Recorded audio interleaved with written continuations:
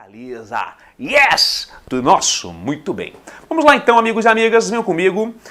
Nós sabemos que os contratos da administração são todos aqueles em que a administração pública é parte. Legal. E nós sabemos que existem duas categorias de contratos da administração. Quais sejam? Contratos administrativos, que são o quê? Que são contratos típicos. Por que típicos? Porque neles a administração pública age como tal, ela age como administração pública, aqui ela tem prerrogativas e também sucumbe a alguns controles, a algumas sujeições. E temos aqui a segunda categoria de contratos da administração, os contratos de direito privado da administração. Aqui são contratos atípicos. E por que atípicos? Porque aqui a administração pública, ela se equipara a particulares.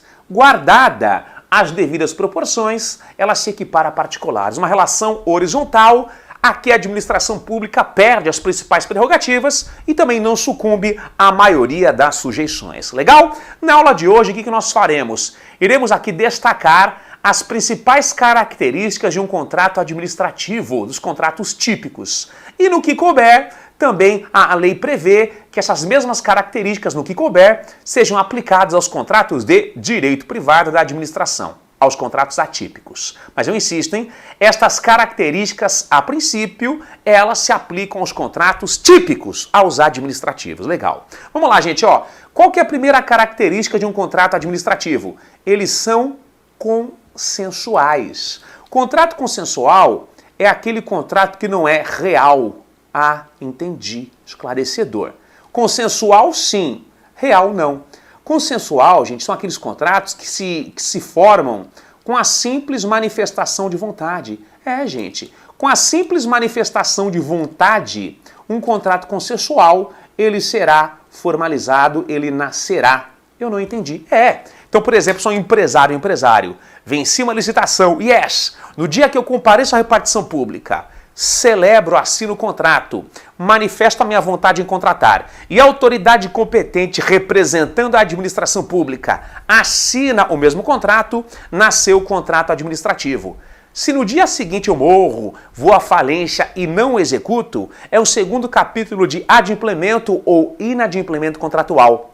Quando que nasce um contrato administrativo? Não somente quando você começa a executá-lo, bem antes disso, logo na manifestação da vontade. Então cá em prova, contrato administrativo só nasce quando o contratado começa a executá-lo. Errado, excelência. O contrato ADM ele é consensual, nasce com a simples manifestação da vontade. Se o contratado ou se o contratante não o executam, é um segundo capítulo de adimplemento ou inadimplemento contratual. O que é um contrato real que não é o caso? Contrato real, realmente, são aqueles que só nascem com o início da execução. Contrato real, realmente, são aqueles que só nascem com o início da execução. Que não é o caso aqui não. Beleza? Muito bem. Hey, teacher, me dê um exemplo de um contrato real, que não é o caso aqui, mas dê um exemplo. Para já, gente. Por exemplo, o contrato de penhor, Penhor que vem do empenho. O que é um empenho? Contrato de penhor. É a garantia fora da ação de execução.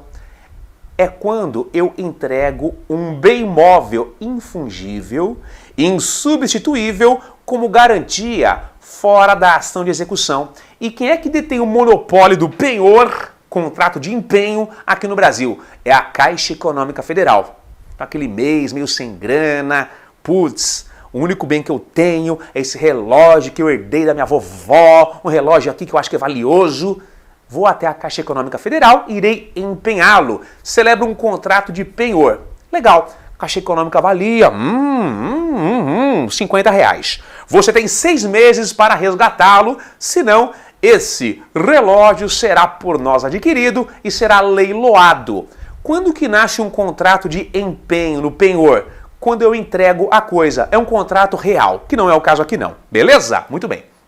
Cuidado, Não confunda o penhor do empenho com a penhora. Penhora é a garantia na ação de execução, é uma garantia judicial, que não é o caso aí do penhor. Legal. O que é um contrato comutativo? Gente, contrato comutativo é aquele contrato que não é aleatório.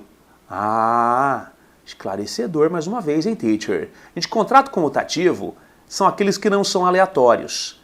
Contrato comutativo são aqueles em que as prestações são pré-estabelecidas e eles têm um certo equilíbrio. Gente, contrato comutativo são aqueles em que as prestações são pré-estabelecidas e eles têm um certo equilíbrio.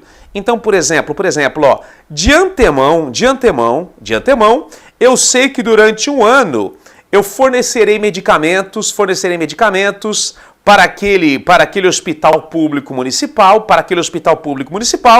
e eu sei que por mês eu receberei 100 mil reais, onde eu cubro os meus custos e a gente tem lá um certo lucro. Gente, na verdade, são contratos o quê? São contratos comutativos. Tem um certo equilíbrio e as prestações são pré-estabelecidas. O que é um contrato aleatório que não é o caso? De contrato aleatório é o contrário. É aquele em que você não sabe exatamente o teor das parcelas, as parcelas não são pré-estabelecidas e eles são meio desequilibrados. Eles são meio desequilibrados.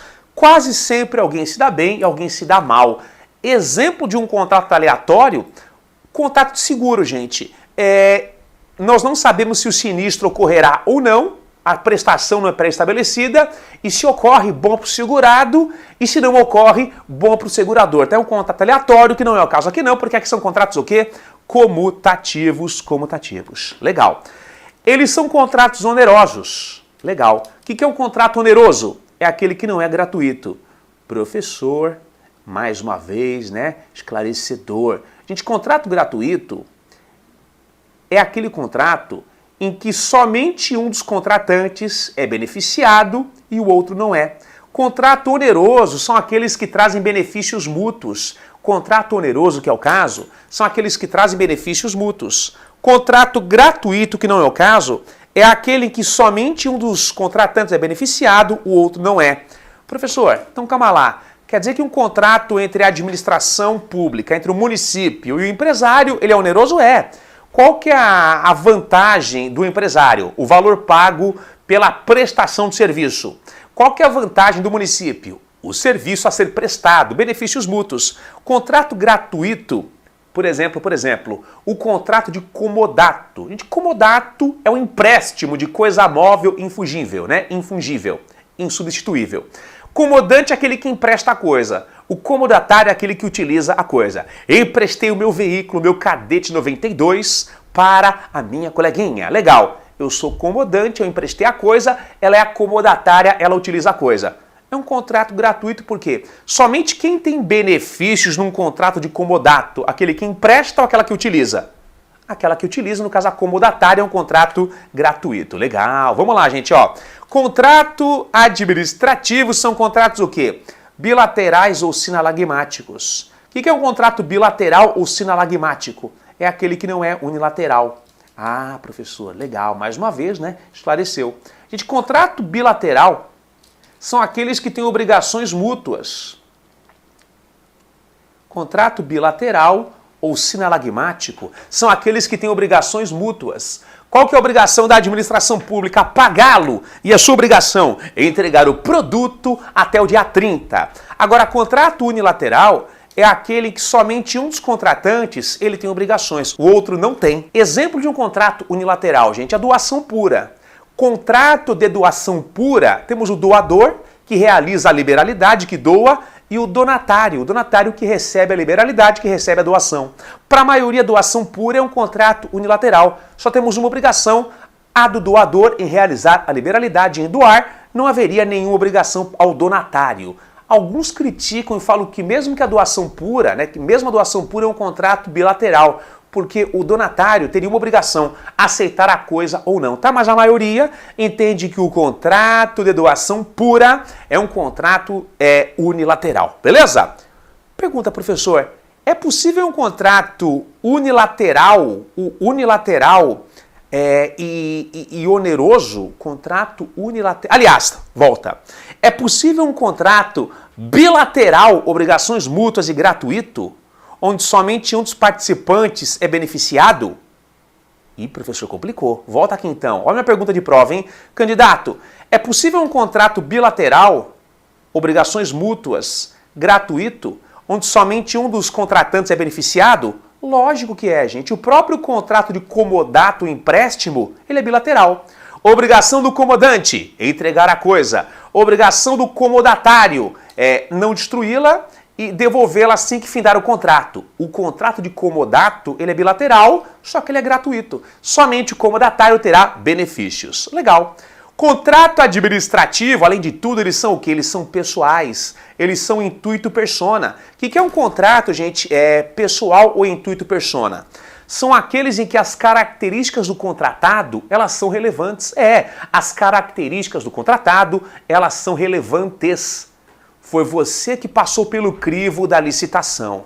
Foi você que demonstrou à administração que você detinha os requisitos mínimos para celebrar o contrato. Não me venha agora transferir direitos ou obrigações a terceiros. Então, em regra, essa característica pessoalidade ou natureza intuito persona proíbe que a administração pública, aliás, proíbe que o contratado ele subcontrate. As características do contratado são relevantes. Ele não pode, em regra, subcontratar. Só que muito cuidado por quê, gente? Essa característica ela é regra, tá? É regra por quê? A própria lei, o que ela estabelece? Que se houver uma autorização do contrato e se for uma parte acessória, se houver uma autorização do contrato, se for uma parte acessória, admite-se a subcontratação. Então espera um pouquinho, teacher. Se houver uma autorização do contrato e se for uma parte acessória, admite-se a subcontratação. Meus amigos, por exemplo, o edifício quem constrói? A sua empresa, que é a parte essencial do contrato, não subcontrate. Agora, por exemplo, se o contrato autorizar, você pode, por exemplo, subcontratar a empresa que faz a vigilância da obra à noite, é uma parte acessória do contrato. Legal? Muito bem. E vamos lá, gente, contrato administrativo, em regra, eles serão o quê? Precedidos de licitação. Em regra, a licitação prévia ela tem que ser observada. Em regra, por quê? Nós sabemos que existem situações excepcionais onde admite-se a contratação direta sem licitação. Só para relembrar, não custa, só para relembrar, em que situações excepcionais que a administração pública poderia celebrá-los sem licitar? Aliás, pergunta, quando a administração pública contrata sem licitação porque não há competição, tem que ser aquele parecerista, tem que ser aquele artista, só tem um fornecedor. Licitação inexigível, dispensado ou dispensável. Inexigível, não há competição. Legal. Quando há competição, só que a lei proíbe, aqui não vai licitar. Por exemplo, alienação de bens públicos imóveis que sejam oriundos de um programa habitacional. Vai doar diretamente para a pessoa que precisa ou vai vender diretamente a preços módicos, não vai licitar. Há competição, só que a lei proíbe a licitação. Dispensada ou dispensável? Dispensada. E quando havendo competição, a lei não obrigar. O gestor público pondera se ele licita ou não, dispensável. Não há competição, contratação direta, sob a égide, sob o manto da inexigibilidade. Há competição e a lei proíbe, dispensada. Há competição e a lei não obriga, dispensável. Yes. Legal. E vamos lá, gente, Os contratos administrativos são formais. Como assim formais? Gente, eles obedecem uma forma prescrita em lei. Eles não são informais. Contratos entre particulares são informais. Vige o princípio da liberdade das formas. Contrato entre particulares, qual que é o princípio? Liberdade das formas. Desde que o particular contratante não desobedeça a forma prescrita ou proibida em lei, a forma é livre. Contrato da administração pública não. É o princípio da solenidade, devem obedecer a uma forma prescrita em lei. Tanto que o artigo 55, gente, ele corrobora com essa característica, ele reforça essa característica. O artigo 55 da lei, ele vai trazer o quê, gente? Um rol de cláusulas obrigatórias. O artigo 55 da lei vai trazer o quê? Um rol de cláusulas obrigatórias, cuja inobservância acarretarão a nulidade do contrato, corroborando, reforçando com a sua formalidade. Só que muito cuidado por quê, tá? O que os tribunais têm entendido? Que a falta de uma cláusula obrigatória só acarretará a nulidade do contrato se ele não puder ser convalidado, se houver um prejuízo à administração pública. Calma lá então. de acordo com a lei, né, em seu texto cru, a falta de uma cláusula obrigatória acarretará obrigatoriamente a nulidade do contrato, o que a lei nos ensina, legal. Só que a jurisprudência tem entendido o quê? Calma lá, espera um pouquinho. Em prol da economia, essa falta desta cláusula só acarretará a nulidade do contrato se não for possível a convalidação, a correção, tá? Então, depende da pergunta, você terá esta ou aquela resposta, ok? Muito bem. Vamos aproveitar o gancho, questão de prova. A regra segundo a qual os contratos administrativos são realizados em intuito persona é absoluta. Errado por quê? Errado por quê, gente? Excepcionalmente, admite-se a subcontratação, se houver uma autorização do contrato, se for uma parte acessória. Legal? É isso aí então, a gente para por aqui, ó. Beijo no coração e na próxima aula iremos tratar de outras características atinentes a um contrato administrativo. Legal? Até a próxima aula. Valeu!